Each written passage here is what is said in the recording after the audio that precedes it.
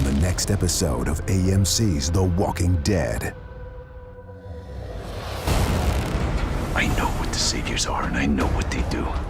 They cannot be trusted. What exactly are you asking?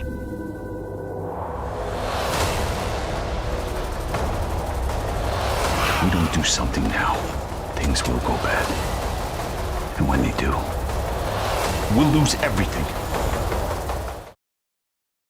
Hey YouTubers, it's Charlie. So Walking Dead mid-season finale trailer, Negan has like blood all over his face and he's shaved, so it looks like he just killed someone. So we got so much to talk about. Just a heads up too, there is a new round of the Walking Dead giveaway. All you have to do to enter is be a subscriber and leave a comment on this video. Make sure you click that bell to enable alerts so that you don't miss out on anything. So much happening, it's another 90-minute episode, but you basically have all the different groups coming into play. We've kind of been jumping around this season, so we have Kingdom stuff, we have Savior stuff with Daryl, then we have the stuff back at the safe zone, and whatever it is that Rick and Aaron find too. So there's so much to get through, but the big thing that stands out from this trailer is the beardless Negan, comic book Negan. So if you haven't read the comics, Negan does not have a beard, but when Jeffrey Dean Morgan came on the show, he still had his beard from The Good Wife. So I think the reason they kept Negan beard was just to avoid like any contractual problems with The Good Wife or anything like that. But they ended up writing it into the episode.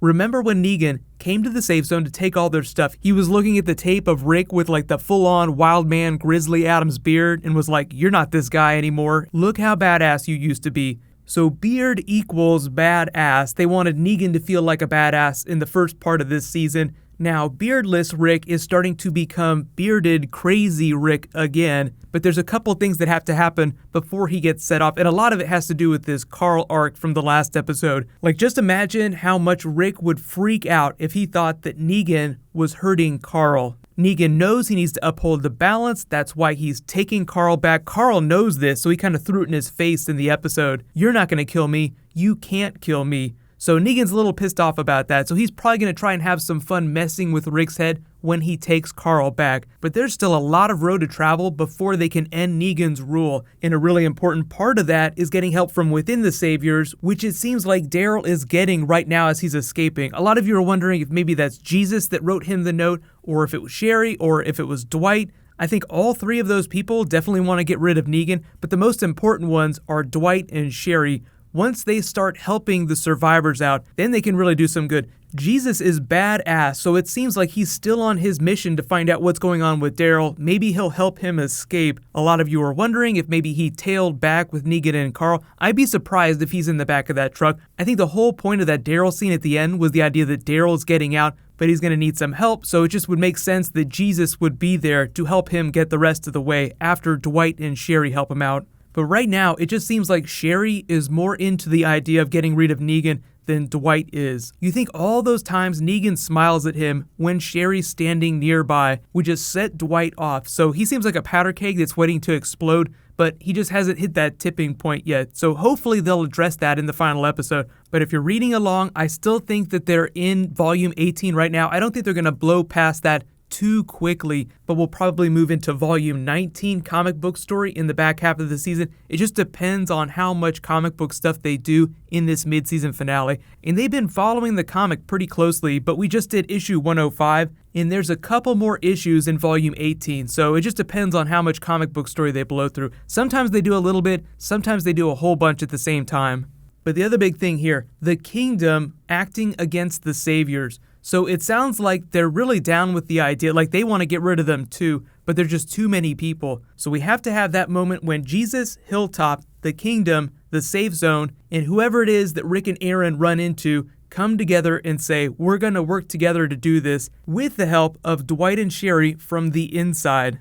So let me know in the comments, what do you think is going to be happening towards the end of this episode? Next big thing, killing off characters. Mid-season finales are always big events for killing off characters. So which of the safe zone people do you think is going to eat it? Spencer is on the chopping block, but it also sounds like Olivia might eat it too. But like I'm going to play this clip with Olivia here that'll add some context. So here, watch this, and then I'll explain.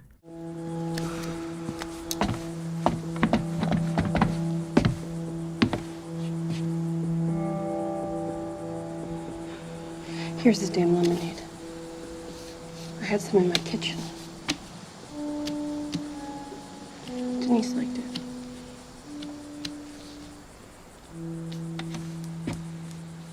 Thank you. Hey. Go home. Let me take over. No. I'm fine. I told Rick I would watch Judith. I'm gonna do that.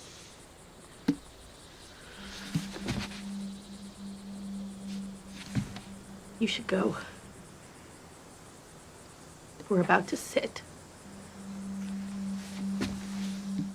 So Olivia is taking her job watching Judith super seriously. I told Rick I'd watch her, so it's almost like she would throw herself on a grenade to save Judith. So maybe Negan does something really terrible that threatens Judith's life, and it causes Olivia to do something that leads to her death. So you get like your big character death, but she dies doing something really noble. But I'm just really hoping that Spencer eats it too, because it seems like he has completely lost his mind. But I know we have all the Rosita stuff, like she's staring at that bullet, so it sounds like somebody's gonna make a play for Negan. That's probably gonna be part of the big climax of the episode. It's like somebody making an attempt on Negan's life. That causes Negan to retaliate. There's a lot of story to get through, but the episode's 90 minutes, so everybody just let me know what you're hoping that they include. Because I know there have been a couple slow episodes this season. They always try to build towards big payoffs in the finales and the premieres, so it just sounds like they've got something really big planned. I know it's been a while since we've seen Carol Terminator, but I feel like this coming together to end Negan's reign will bring her out of her self-imposed exile.